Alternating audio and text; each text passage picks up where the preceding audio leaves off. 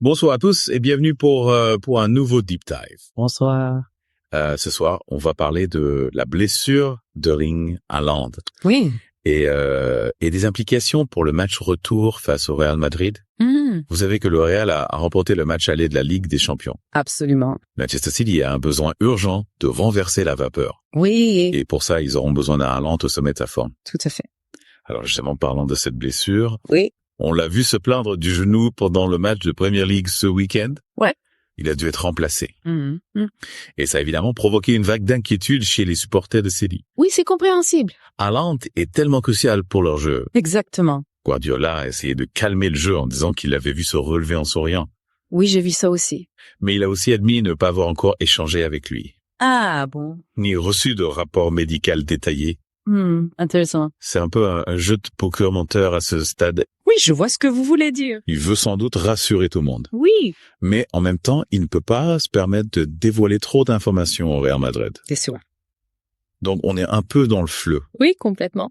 On ne sait pas vraiment à quoi s'attendre pour le match retour. Eh bien, imaginons qu'il soit absent. Oui, imaginons. Qu'est-ce que ça changerait pour le Real Madrid? Bonne question.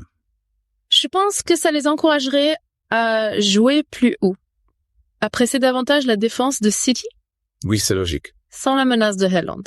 Les défenseurs madrilènes auraient moins de pression.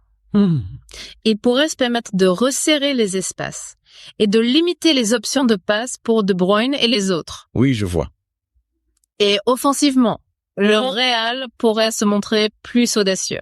D'accord. Sans Haaland dans la surface. Les défenseurs de City pourraient se concentrer sur les mouvements de joueurs comme De Bruyne ou Foden.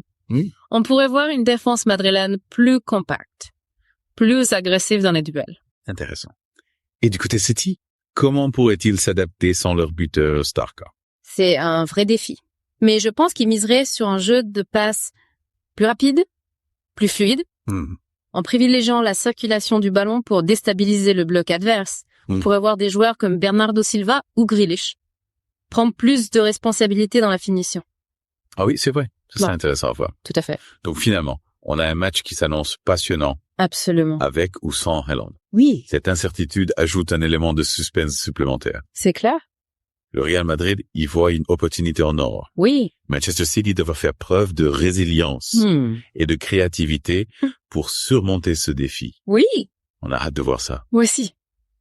Merci pour cette analyse. De rien. On attend avec impatience de nouvelles informations sur l'état de santé d'Haaland. Oui. Et de voir comment les deux équipes vont s'adapter à cette situation. Ce match retour s'annonce palpitant. C'est certain. À bientôt pour un nouveau Deep Dive. Au revoir.